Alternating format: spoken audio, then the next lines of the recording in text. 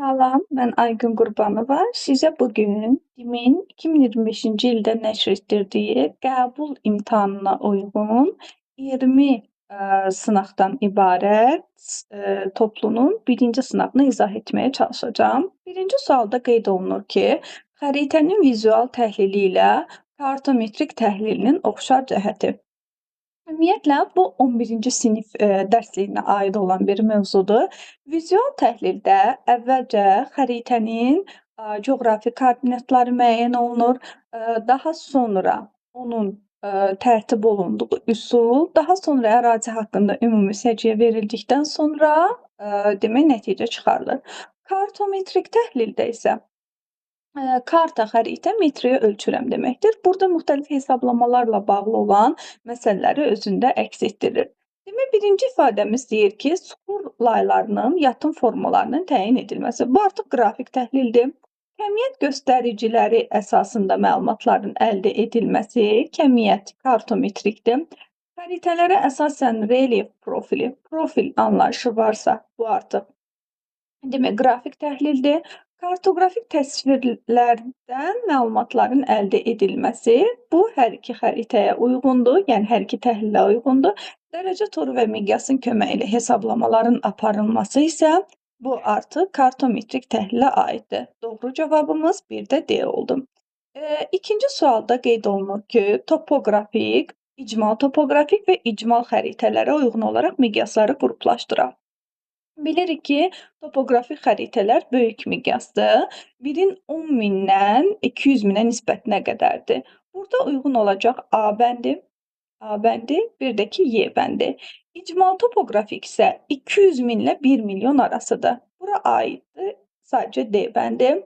İcmal xəritələr isə 1 milyondan miqyasları daha kiçik olurlar və kiçik miqyaslı xəritələrə uyğun gəlirlər. Burada aid olacaq B və C. Demək, A, Y, D və B, C. 2 də doğru cavab oldu A bəndi. Baxaq üçüncü testdə. Üçüncü testdə qeyd olunur ki, Bakıdan 270 azimutda 3416 kilometr məsafədə yerləşən məntəqənin coğrafi koordinatı. Biz əvvəlcə Bakının koordinatlarını qeyd edək. 50 şərq uzunluğu, 40 şimal enliyi, 40 şimal enliyi. Və elə bil ki, 40-cı paraleldə 1 dərəcəlik qövsün uzunluğu 85,4 kilometrə bərabərdir. 3416-nı 85,4-ə böləndə edir 40. İndi bizə deyir ki, qərb istiqamətində, yəni 270 azimut qərb istiqamətidir. 50 şərq uzunluğundan 40 dərəcə qərbə gəlsək, onda biz avtomatik çatırıq 10 şərq uzunluğuna. Məntəqələr eyni yarımkürədə olduğu üçün bunu bir-birindən çıxırıq. Doğru cavabımız baxın bu nöqtə olur. Yəni 10 şərq uzunluğu, 40 şimal enliyi. Doğru cavab Y bəndi olur. Dördüncü sualda bizə qeyd olunur ki, 1 bölünsün 5 milyon miqyaslı xəritədə 20 şərq uzunluğu, 10 qərb uzunluğu arasında 60 dərəcəlik paralel üzrə məsafə 20 sm olarsa, təhrifi hesablayın və bizə kömək üçün 60 dərəcəlik paraleldə 1 dərəcəlik qövsün uzunluğu da qeyd olunub. Gəlin birlikdə baxaq. Təhrifi tapmaq üçün əvvəlcə iki nöqtə arasındakı məsafəni miqyasa görə, daha sonra dərəcəyə görə hesablayıb bunların fərqini tapırıq və fərqi də olur bizim təhrifimiz. Əvvəlcə gəlin miqyasa görə hesablayaq. 5 sıfırı silirəm və xəritədəki məsafəm 20-dir və miqyasım da 50-dir. Mən rahatlıqla onlar arasındakı həqiqi məsafəni tapıram. 20-ni 50-yə vururam. 20-ni 50-yə vururam. O da edir 1000 kilometr. İndi neynirəm? Bunlar arasındakı məsafəni dərəcəyə əsasən tapıram. 20 şərq uzunluğu, 10 qərb uzunluğu müxtəlif yarımkürələrdə olduğu üçün, bax, bura H1 yazım, həqiqi məsafə 1. Bu da olsun dərəcədə. Bir bu miqyasa əsasən olsun, H miqyas yazım. Bu isə dərəcə ilə olan həqiqi məsafə olsun. 20 şərq uzunluğu, 10 qərb uzunluğu müxtəlif yarımkürələrdə yerləşir. Bunun üçün toplayırıq. Edir 30. 30'u da vururam 60 dərəcəlik paraleldə 1 dərəcəlik paralel qövsünün uzunluğuna. Yəni 55 onda 8-ə. 30'u da 55 onda 8'ə vuranda 8'i buraya yazacağım. O da edir demək 1674. 1674. 1674 kilometr. Təhrifi tapmaq üçün bunlar arasındakı fərqi tapıram. 1674-dən 1000-i çıxanda edir 674. 4-də doğru cavab oldu Y bəndi. Davam edək 5-ci sualdan. 5-ci sualda deyir ki, 50 və 20 dərəcəli paralel çevrələri arasında uzunluq fərqini hesablayın. Və bizə kömək üçün verilib ki, 50 dərəcəlik paraleldə 1 dərəcəlik qövsün uzunluğu 71,7-dir. 20 dərəcəlik paraleldə 1 dərəcəlik qövsün uzunluğu 104,6-dır. Biz bu məsələni iki üsulla həll edə bilərik. Əvvəlcə 20 dərəcəlik paralelin ümumi çevrəsinin uzunluğunu, sonra 50 dərəcəlik paralelin ümumi çevrəsinin uzunluğunu tapıb bir-birindən çıxırıq. Yəni uzunluğunu tapmaq üçün 360-a vururuq hər ikisini. Ya da ki, baxın, riyaziyyatda ortaq vurğun mötərizə xaricinə çıxarılması var. Yəni 104,6-dan mən çıxıram buradan 71,7-ni. 104,6 çıxılsın 71,7. Baxın, gördüyünüz kimi. Daha sonra isə 104,6-dan 71,7-ni çıxanda edir 32,9. Bunlar arasındakı 1 dərəcəlik qövsün fərqidir. Və daha sonra bunun qövslər, yəni ümumi paralel çevrəsi üzrə fərqini tapmaq üçün 32,9-u vururam 360-a. 32,9-u 360-a vururam. O da edir 11.844. Doğru cavab 5-ci sualda oldu C bəndi. Həlli də bu formada. İndi gəlin davam edək 6-cı sualdan. Deyir ki, çoxüzlü proyeksiyalara aid olan ifadələri müəyyən edin. Çoxüzlü proyeksiyada yer kürəsinin səthi çoxlu sayda trapesiyalara bölünmüş çoxüzlü kimi qəbul edilir. Bu doğrudur. Əsasən qütbətraf və mülayim enliklərdə yerləşən ərazilərin xəritələri bu proyeksiyada tərtib olunur. Xeyr. Əsasən ekvator boyu ərazilərin xəritələri bu proyeksiyada tərtib olunur. Bu silindrik proyeksiyasıdır. Köməkçi səth kimi silindirdən istifadə olunur. Bu da uyğun olaraq demək silindrik proyeksiyaya aiddir.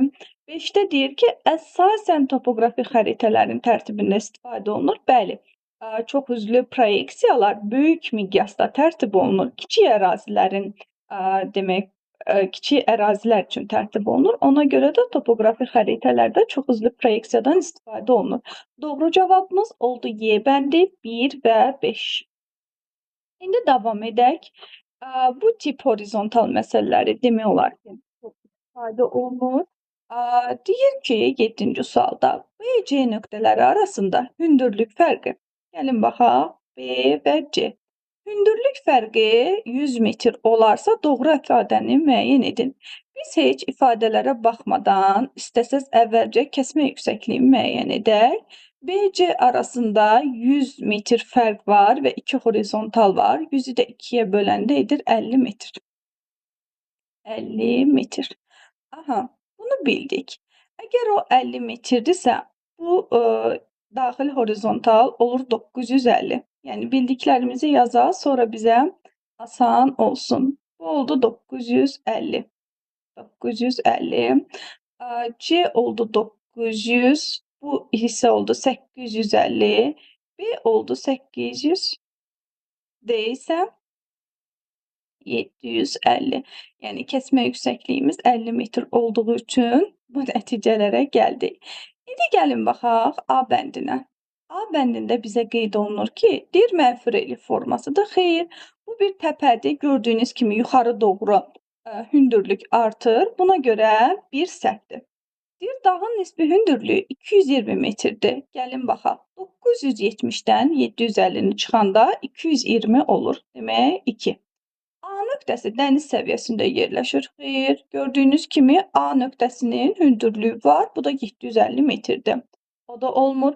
Kəsmə yüksəklik də belə edim. Kəsmə yüksəklik deyir 100 metrdir. Kəsmə yüksəklik biz tapdıq ki 50 metrdir. Yəni bu tip məsələləri həll edərkən bütün abituriyentlərə tövsiyə edirəm ki, mütləq şəkildə bu şəkildə əvvəlcədən təhlil edin. Daha sonra isə sizə belə deyək də, cavablarda tapmaq daha asan olacaq. Deyir, B və D nöqtələrinin mütləq hündürlükləri 800 metrdir. Gəlin baxaq, baxın. B və D eyni paralel üzərində yerləşir və bunların hündürlükləri 800 metrdir. Bu da düzdür. 5-ci sual da düzdür. Deyir, D nöqtəsinin yerləşdiyi yamacın meylliliyi çoxdur. D nöqtəsinin yerləşdiyi yamacın meylliliyi çoxdur. Bəli, paralellər bir-birinə yaxın yerləşdiyi üçün bunun meylliliyi daha çoxdur. Doğru cavabımız olur B bəndi 2, 5 və 6. B bəndi. İndi keçək növbəti 8-ə. Deyir ki, eyni meridian üzərində yerləşən A məntəqəsi 44 şimal enliyi, B məntəqəsi isə 24 şimal enliyində yerləşir. Mən bu tip məsələlərdə mütləq şəkildə qeyd eləyirəm. Baxın, bunlar hər ikisi şimal yarımkürəsində yerləşir. Şimal yarımkürəsində yerləşir. A 44-dür. Gördüyünüz kimi. A 44-dür. B də 24-dür. Hər ikisi şimal yarımkürəsindədir, qeyd eləmişəm. Deyir ki, A məntəqəsi B-dən hansı azimutdadır? Əlbəttə ki, 0 azimutdadır. Doğru cavabımız olacaq 0 azimut və bunlar arasındakı həqiqi məsafə. Həqiqi məsafəni tapmaq üçün 44-dən 24-ü çıxıram, edir 20. 20-ni də meridian üzərində olduğu üçün 111-ə vururam. O da edir 2220 kilometr. Doğru cavab oldu 8-də C bəndi. Davam edək 9-dan. 9-da deyir ki, sxemə əsasən aralarında ən qısa və ən uzun məsafə olan məntəqələri müvafiq olaraq müəyyən edin.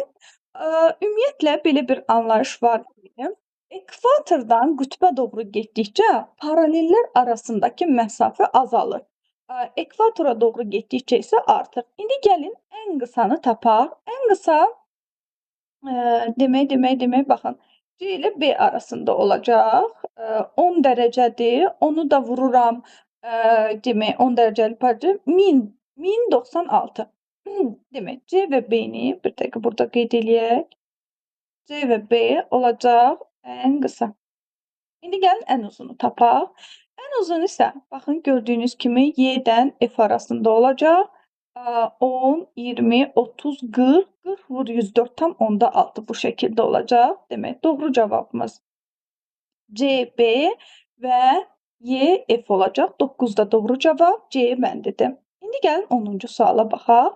10-cu sualda biz plan və xəritəni bir növ təhlil edəcəyik. Deyir ki, hər hansı bir məntəqənin coğrafi koordinatlarını müəyyən etmək mümkündür. Əgər coğrafi koordinatı biz müəyyən ediriksə, demək burada dərəcə toru var. Dərəcə toru da əlbəttə ki var xəritədə. Demək 2-yə uyğun olacaq 1. Deyir ki, müxtəlif təyinatlı infrastruktur obyektləri təsvir edir. İnfrastruktur obyektlər təsvir olunursa, bu əlbəttə ki plandır. 1-ə uyğun gələcək. İki məntəqə arasındakı məsafənin ölçülməsi mümkündür. Hər ikisində ümumiyyətlə mümkündür. Çünki miqyas var. Daha dəqiq təsvir hesab olunur. Daha dəqiq əlbəttə ki plandır. Müxtəlif coğrafi hadisə və prosesləri təsvir etmək mümkündür. Əlbəttə ki, bu xəritədədir. Təsvir olunmasında miqyas, şərti işarələrdən istifadə olunur. Burada bütün kartoqrafik təsvirlərin ortaq cəhətidir. 1-ə 2, 4. 2-yə 1, 5, ortaq 3-ə də 3, 6 olur. Doğru cavab 10-da D bəndidir. 10-da doğru cavab D bəndidir. İndi gəlin, xəritə sxemə əsasən doğru bəndi müəyyən edək. Burada biraz rəqəmlərdən. Deyir ki, ən son kəşf edilən qitədir. Ən ən son kəşf edilən qitə əlbəttə ki, Antarktidadır. 1820-ci ildə Bellingshausen və Lazarev tərəfindən kəşf olunub. Kristofer Kolumb səyahəti zamanı bu ərazidən keçmişdir. Burada elə bir ərazi yoxdur. Ən böyük qitədir. Bu Asiyadır. Humboldtun tədqiq etdiyi ərazidə Ant dağlarıdır. Baxın, burada dini qeyd edirəm. Vasco da Gamanın səyahəti zamanı buradan keçmişdir. Baxın, bu belə bir yolu var Vasco da Gamanın 1498-ci ildə. Doğru cavab da, baxın, 4-də A, 4-də A. 5-ə isə D uyğun gəlir. Doğru cavab A bəndidir. 11-də A. Davam edək. 12-ci sualda 11-ci sinif dərsliyinə əsasən yazılıb. Deyir ki, dairəvi diaqram. Yəni, mən sizə əvvəlcə deyim ki, dairəvi diaqramdan nə üçün istifadə olunur? Dairəvi diaqramdan kəmiyyətlər arasındakı əsıllığı əyani şəkildə görmək üçün istifadə olunur. Sütunlu diaqramdan müqayisə məqsədi ilə istifadə olunur. Xətti diaqramdan isə elə bil ki, həmin kəmiyyətlər ümumi şəkildə göstərilir, belə deyək. İndi gəlin bir-bir baxaq. Birincisi dairəvi diaqramdır. Baxaq bu hansına? Deyir, son 10 ildə müxtəlif dənli bitkilərin məhsul yığımının dinamikası. 10 ildə müxtəlif nələrin, elə bil ki, dənli bitkilərin məhsul yığımının dinamikası. Uyğun olur xətti diaqrama. Baxın, dinamika müəyyən olunur. Deyir ki, ölkə sənayesində il ərzində istehsal olunan ərzaq məhsulları arasında şəkərin payı. Demişdim ki, kəmiyyətlər arasındakı əlaqəni əyani görmək üçün. Bu dairəvi diaqrama aiddir. Sütunluda müqayisə məqsədi ilə ölkənin müxtəlif şəhərlərində yerləşən zavodların payı. Dərslikdə verilmişdi ki, iqtisadi ərazidə, iqtisadi rayondakı şəhərlərin sayı belə bir misaldan verilmişdi. Doğru cavab 1-ə B, 2-yə C, 3-ə də A. A bəndinə uyğun gəlir. İndi keçirik 13-ə. Bilirik ki, burada qütb ulduzu haqqında olan sualdır. Əvvəlcə gəlin qütb ulduzu haqqında fikirlərimizi yeniləyək. Qütb ulduzu ancaq şimalda görünür və hər enliyə həmin enliyin dərəcə qiyməti qədər düşür. Məsəl üçün, tutalım 10 dərəcəlik enliyə, şimal enliyinə 10 dərəcə bucaq altında görünür. Deyir ki, burada müvafiq olaraq qütb ulduzunun Bakıya nisbətən daha böyük bucaq altında. Bakıya nisbətən böyük bucaq altındadırsa, demək Bakıdan şimalda yerləşəcək. Bu Kazan və Oslo olacaq. Demək 1-ə olacaq 2, 3. Daha kiçik bucaq altında isə cənubda olmalıdır, amma Bakıdan cənubda 0-la belə deyək 40-ın arasında. 0-la 40-ın arasında isə Manila Filippinin paytaxtı və Misirin paytaxtı Qahirə. Doğru cavab 13-də B bəndi oldu.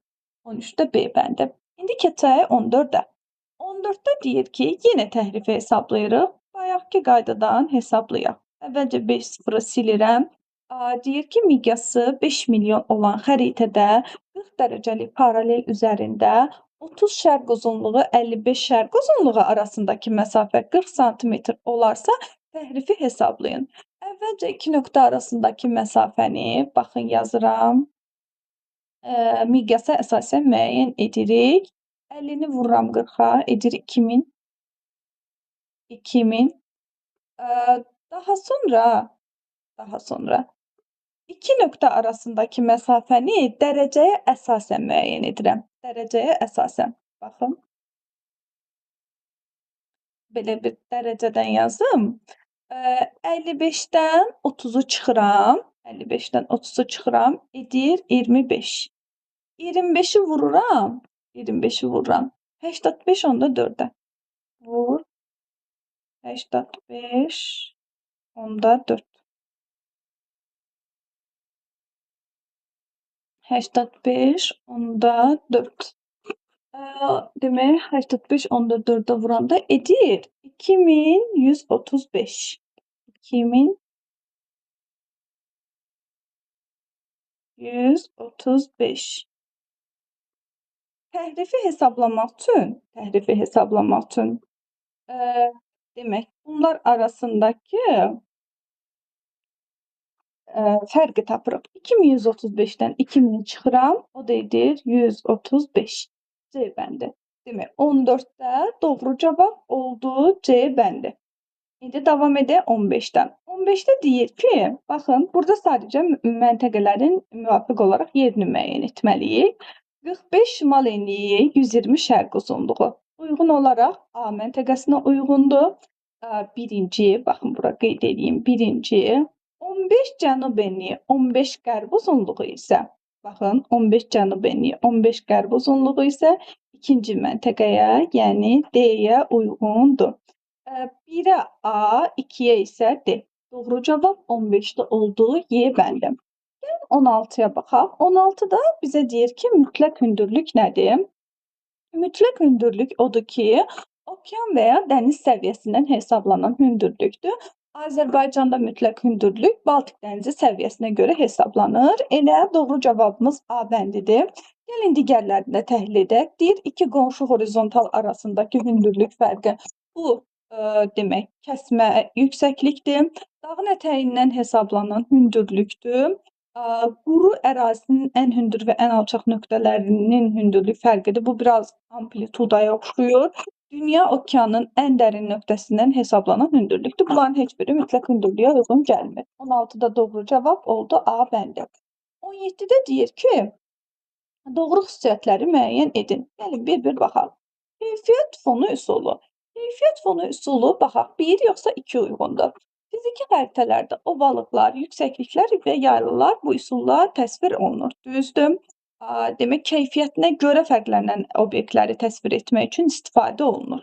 Hər hansı bir ərazi kəmiyyət göstəricilərinə görə fərqlənir. Bu, hardasa nöqtələr üsuluna görə, yəni bu ümumiyyətlə heç bir üsula uyğun gəlmir. Kəmiyyət göstərici yox, keyfiyyət göstəricinə görə fərqlənir. Yəni keyfiyyət fonu üsulunda necə deyərlər, açar sözümüz keyfiyyətdir. Sonra gəlir nöqtələr üsulu.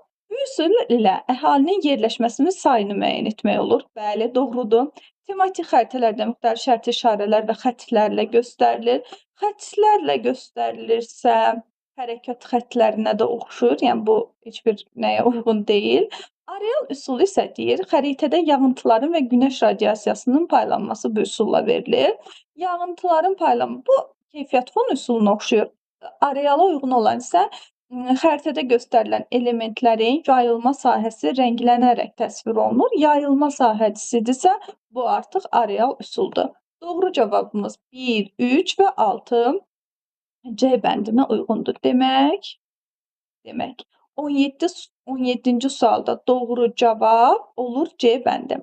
Davam edək. Deyir ki, kəsmə yüksəklik 50 metr olduğunu nəzərə alaraq A və B horizontallarının mütləq hündürlüyünü müvafiq olaraq müəyyən edin.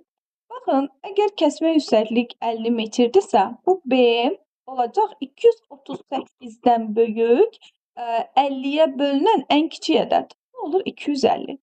Baxın, 250. Kəsmə yüksəklik də 50 metrdirsə, bu olur 200. Bu olur 150, bu isə olur 100. Doğru cavabımız 100 və 250. 100 və 250. 18-də doğru cavabımız oldu A bəndi. Davam edək. Deyir ki, 19-da xəritədə eyni meridian üzərində A məntəqəsi 76 şimal enliyi, B məntəqəsi isə 16 cənub enliyindədir. Bu məntəqələr arasındakı məsafə 44,4 sm olarsa, xəritənin bu hissəsi üçün xüsusi miqyası tapın. Bilirik ki, xəritədə bir baş miqyas var, bir xüsusi miqyas var. Xəritənin təhrif olmayan hissəsində göstərilən miqyas baş miqyasdır və xəritənin kənarında yazılır.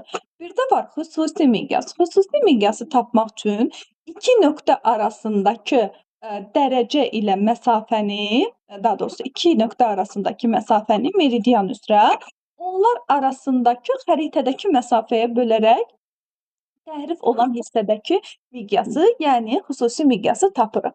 Gəlin birlikdə baxaq. Əvvəlcə iki nöqtə arasındakı məsafəni dərəcəyə əsasən müəyyən edək. Demək, 76-nın üstünə 16 gəlirik, o edir 96. 96.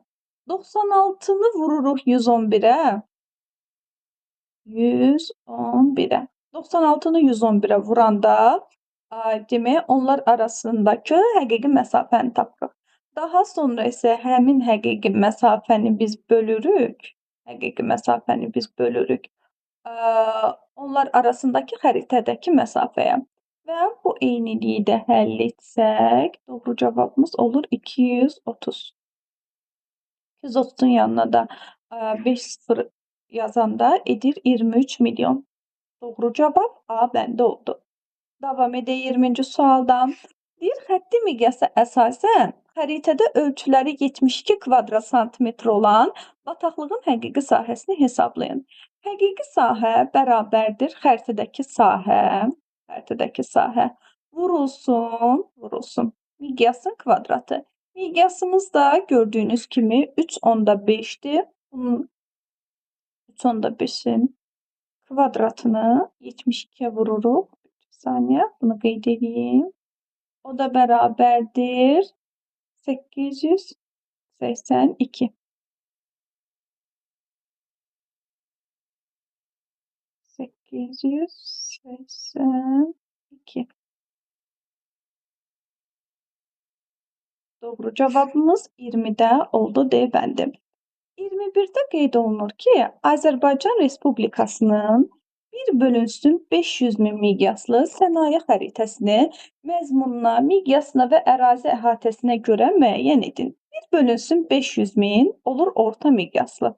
Baxın, orta miqyaslı. Aha. Və burada qeyd olunub ki, sənaye xəritəsi. Sənaye xəritəsində sadəcə sənaye sahələr verilir həmin ərazidə. Bu da uyğun olur tematik xəritəyə və Azərbaycan Respublikası dediyinə görə, demək, ərazi əhatəsinə görə ölkələr və onların bir hissəsinin xəritəsi olur. Yəni, doğru cavab Y bəndinə uyğun gəlir. Demək, bu xəritə məzmununa görə tematikdir. Miqyasına görə orta miqyaslıdır. Ərazi əhatəsinə görə isə ölkə və onun bir hissəsinin xəritəsinə uyğundur. Və doğru cavab 21'də Y bəndi olur. İndi davam edək 22'dən. 22'də deyir ki, B məntəqəsi 40 şimal enliyi, 20 şərq uzunluğu. Bu məntəqədən hərəkətə başlayan səyahətçi 270 azimutla 4270 kilometr yol getmişdir. Səyahətçinin çatdığı məntəqənin koordinatlarını və yerləşdiyi yarımkürəni müəyyən edin. Gəlin birlikdə müəyyən edək. Bilirik ki, 40 dərəcəlik paraleldə 1 dərəcəlik qövsün uzunluğu 85,4 kilometrdir. 4270'i 85,4'ə böləndə edir 50 dərəcə. Biz 20 şərqdən 40 dərəcə paralel boyu 50 dərəcə qərbə getməliyik. Çünki bizə verilib ki, 270 azimut. 270 azimut qərbdir. 20 şərqdən 50 dərəcə qərbə getsək, biz çatırıq 30 qərb uzunluğuna. Demək, nöqtəmiz, baxın bu nöqtədir.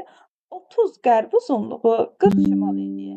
Yerləşdiyi yarımkürə isə şimal və qərb yarımkürəsidir. Yəni 22'də doğru cavab oldu A bəndi.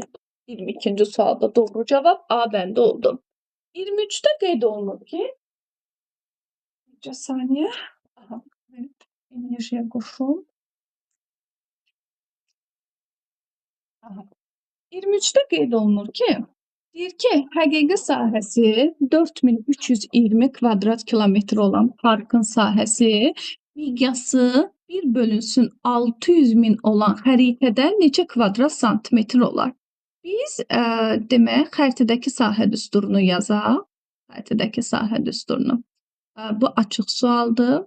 Həqiqi sahəni, yəni 4320'ni böləcəyik miqyasın kvadratına. Miqyasın kvadratı da edir 36. 4320'ni 36'ya böləndə edir 120. Doğru cavabımız 120. Baxın, burada dairəyə alıram. 120. İndi keçək 24'ə. 24-cü sualda deyilir ki, verilmiş proyeksiyada tərtib olunmuş xəritədə hansı adaların ən az təhrifə məruz qaldığını müəyyən edin. Baxın, burada adalar verilib və əvvəlcə müəyyən edək ki, bu hansı proyeksiyadır? Bu silindrik proyeksiyadır. Silindrik proyeksiyada baxın, ekvatora yaxın ərazilər daha az təhrifə məruz qalır. Biz isə buradan seçək ekvatora yaxın ərazilər. Bu da olacaq Kuba adası. Kuba daha ekvatora yaxın deyil. Kuba yox. Sumatra ekvatora ən yaxın. Sumatra, bir də ki Kalimantan. Yəni doğru cavabımız 3 və 4 olur. 3 və 4. Aha. 24-də 3-4. Davam edək. Deyir ki, eyni ölçüdə olan kağızlarda tərtib olunmuş xəritələrdə generalizasiyanın artmasına görə ardıcılığı müəyyən edin. Generalizasiya ümumiləşdirmədir və ümumiləşdirmə kiçik miqyaslı xəritələrdə daha çox olur, böyük miqyaslı xəritələrdə daha az olur. Demək, biz əgər generalizasiyanın artmasına doğru düzürüksə, bu əraziləri kiçikdən böyüyə doğru düzəcəyik. Ən kiçiyi olacaq Sumqayıt şəhəri. Daha sonra Azərbaycan, daha sonra Qaradəniz, Qaradənizdən sonra Avropa, Avropadan sonra isə dünya. Demək, doğru cavabımız oldu 4, 5, 3, 2, 1.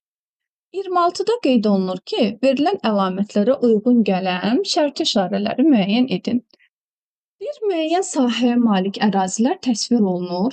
Konturlu şərti işarələr adlanır. Göllər, meşələr bu üsulla verilir. Demək, biz burada sahəvi şərti işarələri necə deyərlər, müəyyən edəcəyik.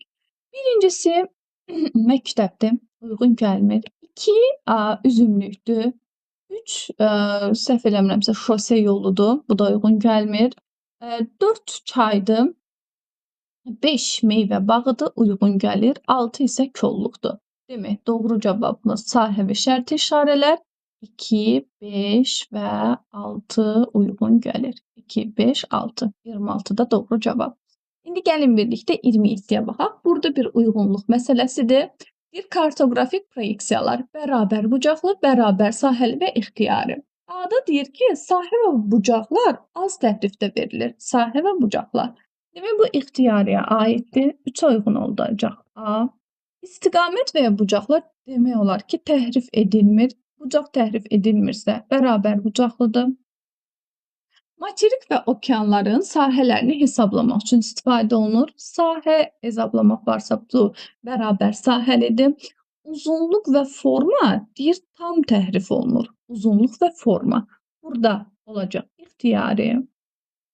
Dəniz nəqliyyatında və aviasiyada istifadə olunur. Dəniz nəqliyyatı və aviasiyada bu isə bərabər bucaqlıdır. Demək, 1-ə B-yə, 2-yə C, 3-ə isə A-D uyğun olacaq. İndi son olaraq 3 dənə situasiya məsələmizə baxaq. Deyir ki, xəritədə kartoqrafik proyeksiyaların vasitəsilə tərtib olunur xəritələr. Demək, bizim situasiyamız olacaq kartoqrafik proyeksiya. Lara uyğun. Bu zaman yerin kürə səthi müstəvi üzərinə köçürüldüyündən, demək, müstəvi üzərinə köçürüldüyündən xəritələrdə də təhriflər meydana gəlir. Lakin xəritələrdə təhriflərin olmadığı xətt və ya nöqtə olur. Onlara sıfır təhriflər xətti və ya nöqtəsi deyilir. A nöqtəsində A proyeksiyasında bu xətt ən uzun paralel, B proyeksiyasında isə 60 dərəcə və ona yaxın paraleldir. Demək, deyir, mətnə əsasən A və B-nin proyeksiyasını müəyyən edin. Deyir, A proyeksiyasında 0 təhrifli xətt ən uzun paraleldir. Ən uzun paralel bilirik ki, ekvatordur. Əgər ekvator 0 təhrifli xətdirsə, demək, A silindrikdir. Bura qeyd edəcəm. Silindirik. B proyeksiyasında isə 60 dərəcə və ona yaxın paraleldir. 60 dərəcə və ona yaxın paraleldirsə, mülayim enliklərə uyğun gəlir. Bu isə konus proyeksiyasıdır. Demək, B isə konusdur. Deyir ki, A və B proyeksiyasında meridian və paralellərin nə cür təsvir olduğunu müvafiq olaraq müəyyən edin. A-da bilirik ki, yəni silindrikdə meridian və paralellər düzbucaq altında kəsişir. B-də isə, yəni konusda meridianlar bir nöqtədən çıxan, bir mərkəzdən çıxan düz xəttlər formasında, paralellər isə elə bil ki, qövsvari formada təsvir olunur. Qövsvari. İndi gəlin baxaq. Deyir, A proyeksiyasında tərtib olunan xəritələrdə ən az təhrifə təsvir edilən materik. Əlbəttə ki, bu Afrika materikidir. Çünki Afrika materikinin mərkəzindən ekvator keçir. Deyir ki, A proyeksiyasında tərtib olunan xəritələrdə ən çox təhriflə təsvir edilən ərazi, ərazi olaraq deyə bilərik ki, qütb ətrafı. Qütb ətrafı. Aha. B proyeksiyasında deyir üçüncüdə, tərtib olunan xəritələrdə ən az təhriflə təsvir olunan materiklər, ən az təhriflə təsvir olunan materiklər, mülayimlərin çox yer tutduğu, baxın, Avrasiyanı qeyd eləyə bilərik. Avrasiya qeyd eləyirəm. Bir də əlbəttə ki, Şimali Amerika.